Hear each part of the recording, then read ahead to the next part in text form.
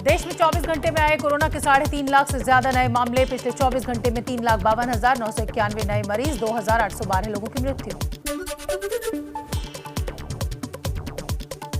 देश में कल तक कोरोना के 2 करोड़ 80 लाख के करीब सैंपल्स टेस्ट किए गए। कल हुए 14,02,367 सैंपल टेस्ट, भारतीय चिकित्सा अनुसंधान परिषद के आंकड़े। दिल्ली में कोरोना के नए केसेस की रफ्तार थोड़ी थमी, लेकिन हालात अब भी चिंताजनक। एक दिन में कोरोना के 24,103 मरीज आए सामने। रिकॉर्ड 357 लोगों की हुई मृत्यु। कोरोना पर दिल्ली हाईकोर्ट में सुनवाई शुरू। दिल्ली में ऑक्सीजन और बेड की किल्लत को लेकर दायर अलग अलग याचिकाओं पर इस समय चल रही है सुनवाई। कोरोना के बढ़ते मामलों को देखते हुए दिल्ली में बढ़े हुए लॉकडाउन का आज पहला दिन। सड़कों पर सन्नाटा दिखा। कल मुख्यमंत्री अरविंद केजरीवाल ने कहा था, लॉकडाउन ही आखिरी हथियार, जरूरत के मुताबिक ऑक्सीजन नहीं मिल रही।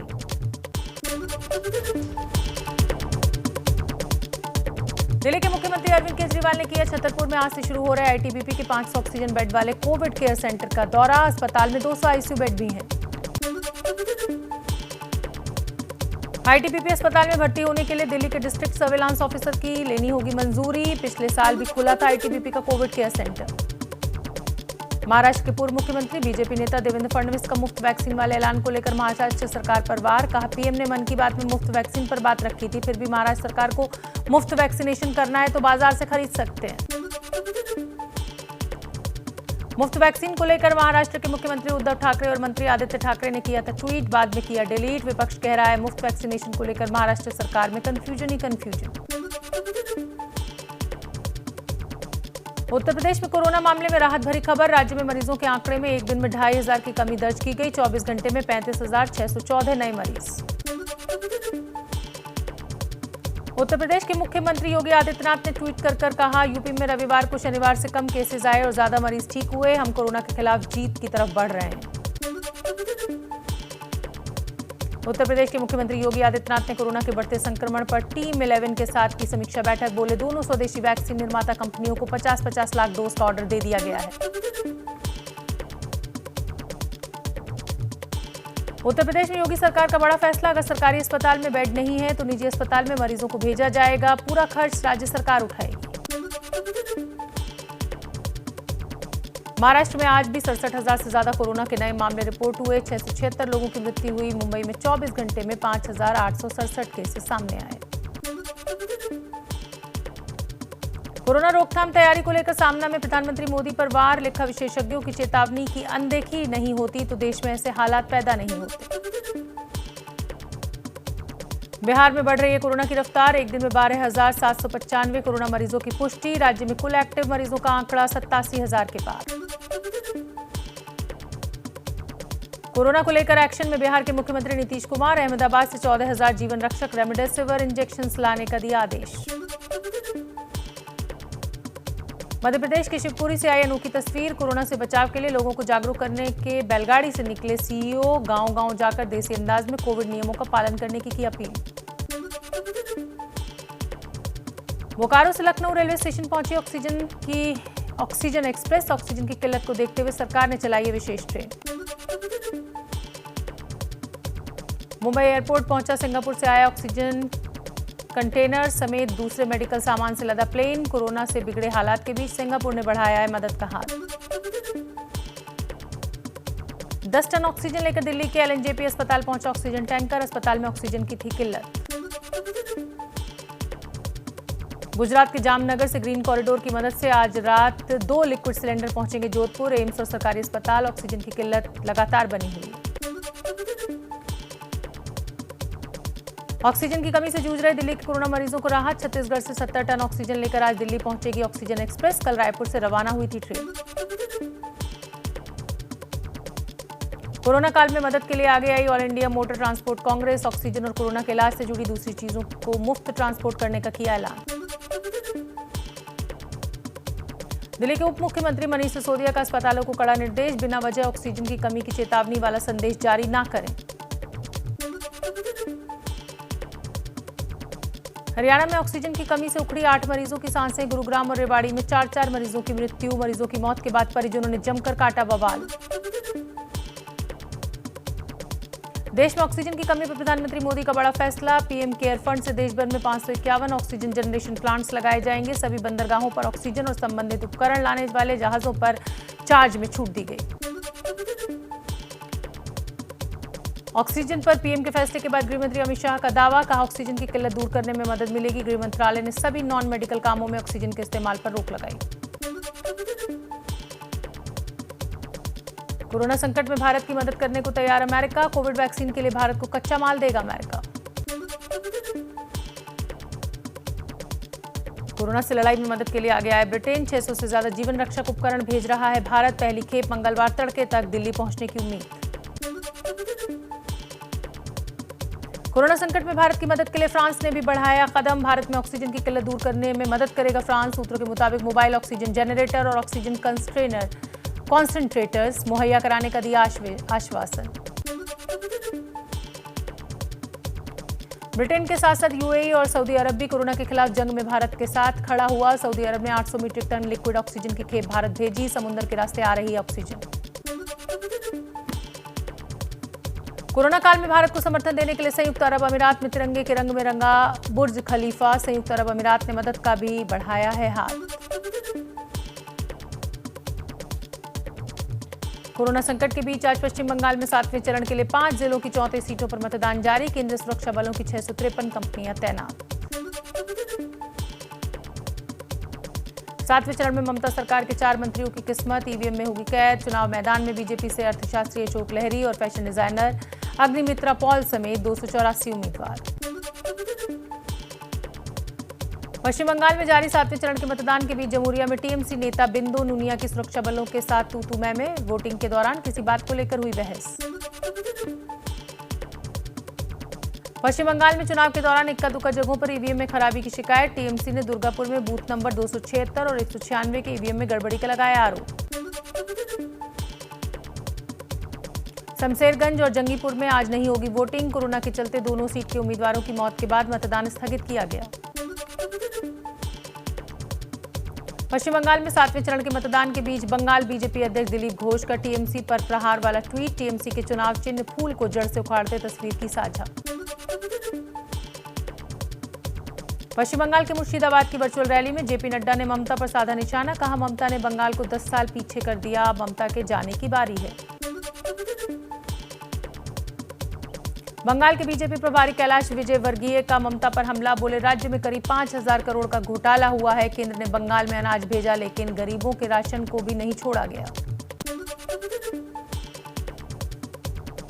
टीकाकरण को लेकर राहुल गांधी का केंद्र सरकार पर हमला। ट्वीट में लिखा, चर्चा बहुत हो चुकी है, अब लोगों को वैक्सीन मुफ्त मिलनी चाहिए। बीजेपी देश को न बनाए भाजपा सिस्टम का शिकार।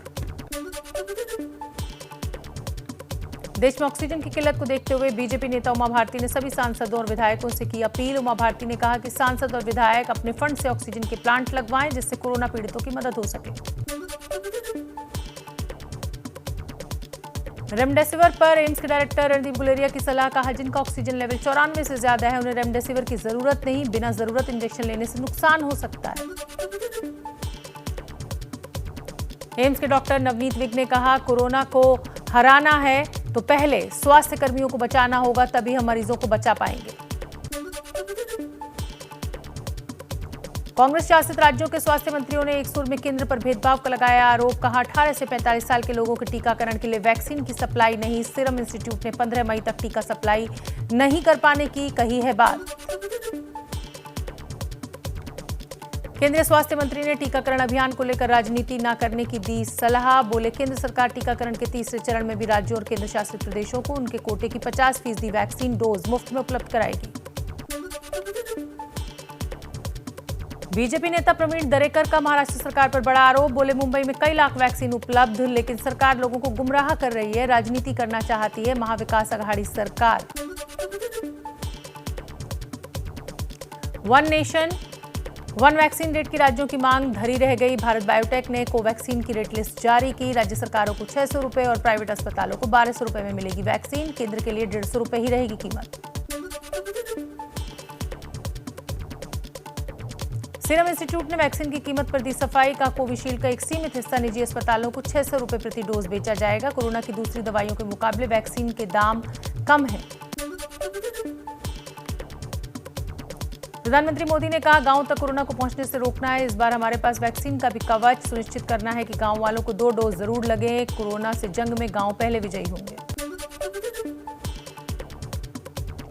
राजस्थान में भी 18 साल से ज्यादा उम्र वालों को लगेगी मुफ्त वैक्सीन। मुख्यमंत्री अशोक गहलोत ने ट्वीट कर दी जानकारी। लिखा, करीब 3000 करोड़ रुपए होंगे खर्च। गुजरात के मुख्यमंत्री विजय रूपानी की अगुवाई में मिनी कैबिनेट की बैठक में फैसला। राज्य में 18 से 45 साल के लोगों को लगेगी मुफ्त वैक्सीन। सरकार ने वैक्सीन की 1.5 करोड़ डोजेस का दिया ऑर्डर। ओडिशा के मुख्यमंत्री नवीन पटनायक का ऐलान। राज्य में 18 से 45 साल के सभी लोगों को कोरोना का टीका मुफ्त में लगाया जाएगा। सरकार करेगी 2000 करोड़ रुपए का भुगतान। मध्य प्रदेश के उज्जैन में रेमडेसिविर की कालाबाजारी के आरोप में 8 लोग गिरफ्तार। डीएम बोले, रासुका की करेंगे कार्रवाई। आरोपियों के पास से पुलिस ने 3 रेमडेसिविर इंजेक्शन और 2 एंटीबायोटिक इंजेक्शन समेत एक 2 पहिया वाहन भी किया जब्त। छत्तीसगढ़ के रायपुर में रेमडेसिविर की कालाबाजारी के आरोप में 4 लोग गिरफ्तार। मध्य प्रदेश के इंदौर के चंदन नगर में एक निजी अस्पताल में डॉक्टर्स और कोरोना मरीजों के परिजनों के बीच हाथापाई। वीडियो वायरल होने के बाद पुलिस ने दोनों पक्षों पर मामला दर्ज किया। गुजरात में सूरत के लाल दरवाजा इलाके में आयुष अस्पताल की 5वीं मंजिल पर लगी आग। अस्पताल में फंसे 10 मरीजों को समय रहते बचाया गया। एसी में शॉर्ट सर्किट बताई जा रही आग की वजह।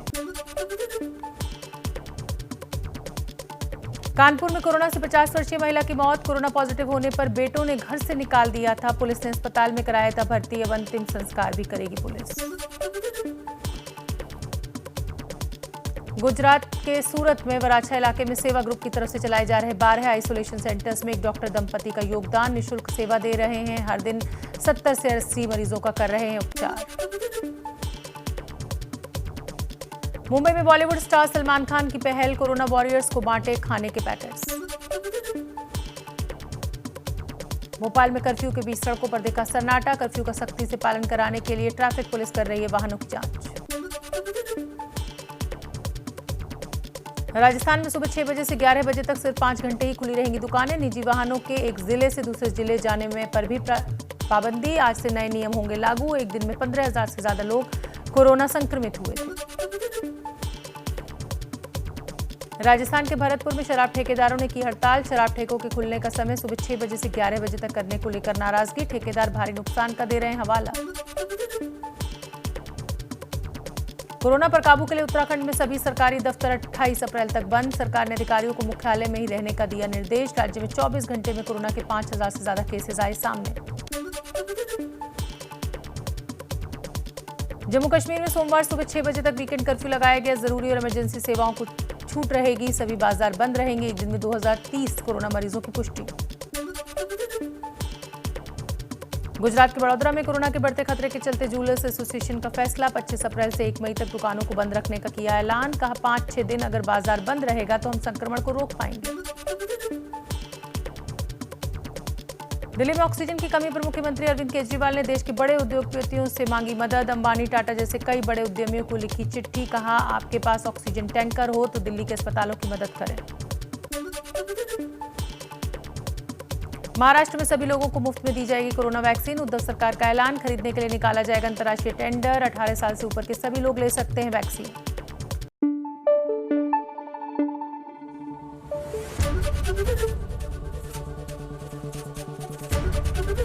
एबीपी न्यूज आपको रखे आगे।